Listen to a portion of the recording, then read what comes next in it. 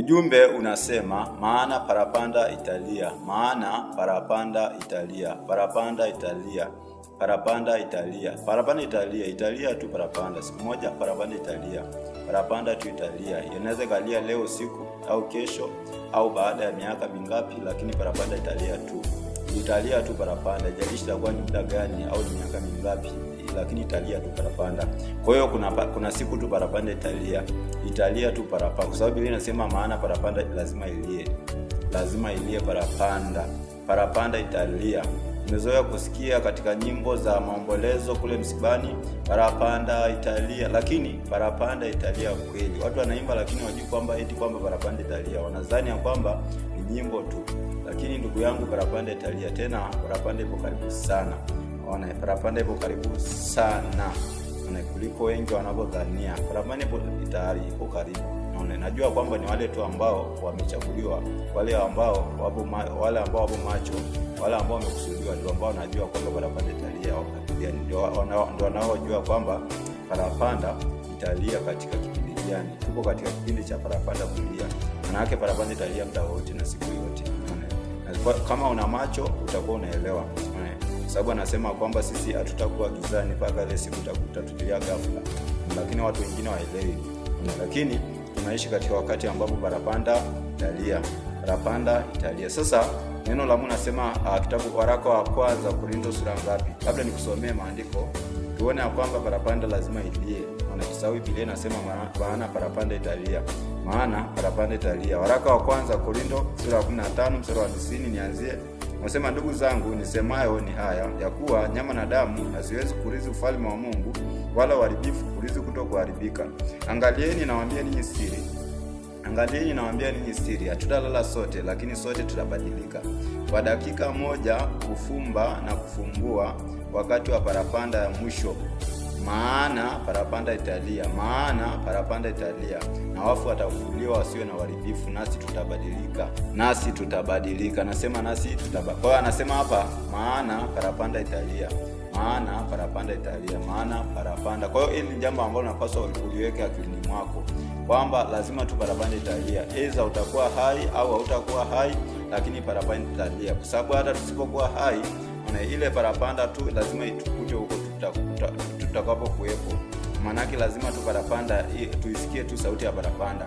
Kama tuko miongoni mwa wale wateule, lazima tutasikia tu sauti ya parapanda, iwe upo hai au utakuwa umekufa. Kwa sababu anasema hatutawatangulia wakati wa parapanda kulia. Wale ambao wamekusha lala sasa ndani katika Bwana Yesu ndio kwanza utasikia sauti ya parapanda. Maana kitabu kile cha waraka wa kwanza tena wa Thessalonike, huyu ni mtume Paulo kabisa ambaye anaandika katika mafunuo ya Roho Mtakatifu. Anaelezea siri ya parapanda kwamba parapanda italia, na kwanza ni wale ambao walio hai, wale ambao wameshatangulia ndio wale ambao wameshatangulia wamelala ndio kwanza wataisikia sauti ile ya parapanda, ile sauti ya parapanda. Waraka wa kwanza Thessalonike sura 4 mstari wa 13 anasema, lakini ndugu, hatutaki msijue habari zao waliolala mauti, msije mkahuzunika kama na wengine wasio na matumaini. Maana ikiwa tuamini ya kwamba Yesu alikufa akafufuka, vivyo hivyo na hao waliolala katika Yesu Mungu atawaleta pamoja naye. Kwa kuwa tuambieni haya kwa neno la Bwana, kwamba sisi tulio hai tutakaosalia hata wakati wa kuja kwake Bwana, hakika hatutawatangulia wao waliokwisha kulala mauti.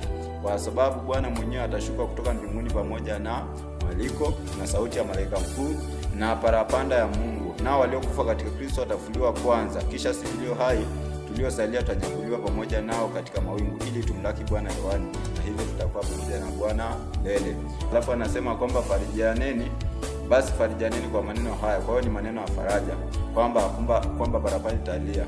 Ni maneno ya kufariji kwamba kumbe kuna kunyakuliwa, kumbe Bwana anarudi na parapanda ili aje atunyakue na kutupeleka katika mbingu ile ambayo ametuandalia, makao ya milele, makao ya watakatifu, Yerusalemu mpya.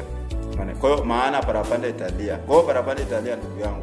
Jiulize ya kwamba siku parapanda inalia utakuwa wapi leo? Je, utaisikia kweli hiyo sauti nzuri ya parapanda inalia? Utaisikia hiyo sauti?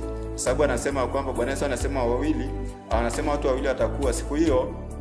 Siku ya parapanda kulia na watakatifu kunyakuliwa, anasema watu wawili watakuwa wanalala na mmoja anatwaliwa, manake ananyakuliwa, mmoja anaachwa. Manake sio watu wote ambao wataweza kunyakuliwa.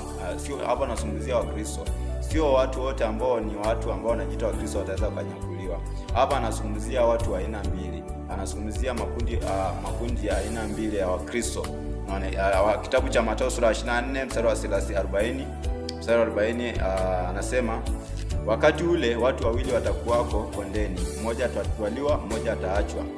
Anasema wanawake wawili watakuwa wakisaga, mmoja atatwaliwa, mmoja aachwa. Alafu anasema kesheni basi, kwa maana hamjui ni siku ipi atakayokuja Bwana wenu. Kwa hiyo anasema kwamba mmoja anatwaliwa, mmoja anaachwa, mmoja anatwaliwa, mmoja anaachwa. Tena ukisogea sura 25 anazungumzia kuhusiana na habari wale wanawali 10 ambao anasema 5 walikuwa wapumbavu na wengine wanasema wengine walikuwa na busara. Na wale wenye busara ndio wakaja wakaingia katika ule mlango wa harusi. Na wale wengine wakafungiwa nje, wale wapumbavu. Wana wale 5 wale wapumbavu. Kwa sababu gani? Hawakuwa na mafuta katika taa zao. Hapa alikuwa anazungumzia aina mbili za makundi mawili wa Kristo katika siku hizi za mwisho. Kwa hiyo katika siku hizi za mwisho kuna makundi aina mbili za Wakristo. Kuna wale Wakristo jina au wale Wakristo vuguvugu, wale ambao hawana mafuta katika taa zao. Hapa nazungumzia wale ambao wamepokea, wameingia katika wokovu, wameingia katika Ukristo. Hapa tuzungumzie wale kabisa ambao ni Wakristo ambao wanaiga Ukristo, kwa sababu kuna wale ambao wanaiga Ukristo, lakini kuna wale ambao ni Wakristo. Sasa katika wale ambao ni Wakristo kuna makundi mawili. Kuna wale ambao wako na wamejazwa Roho Mtakatifu.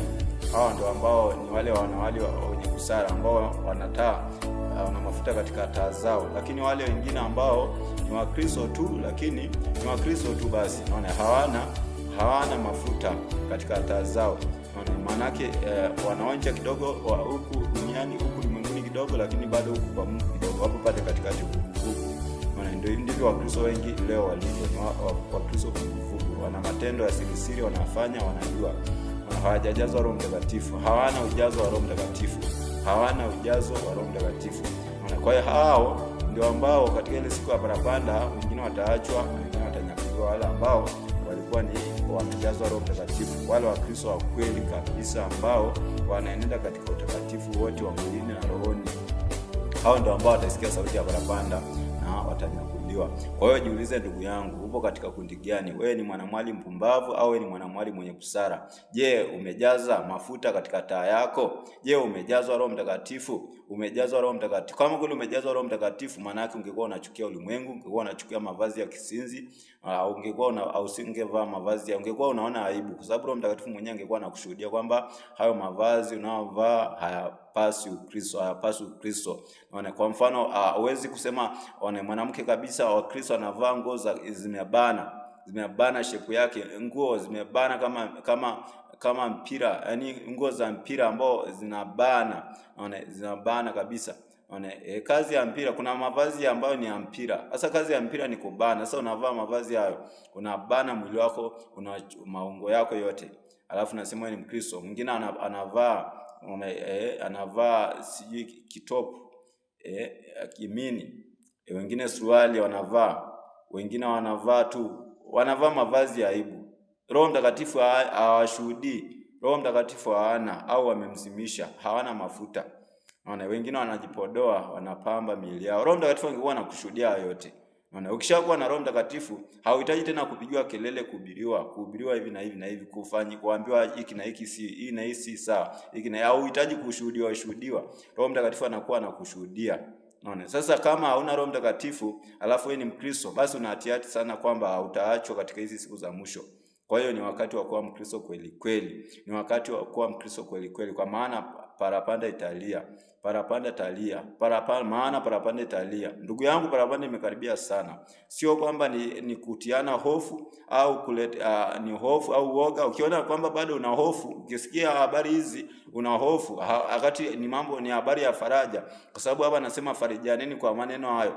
Sasa ukisikia habari za kwenda katika kumlaki Bwana Yesu, ukisikia habari za parapanda kulia, wakati hizi habari unapaswa ziwe ni habari ambazo ni habari njema. Hizi hizi ni habari ambazo zinakuletea matumaini, zinakufariji kwamba kumbe Bwana amekaribia kurudi.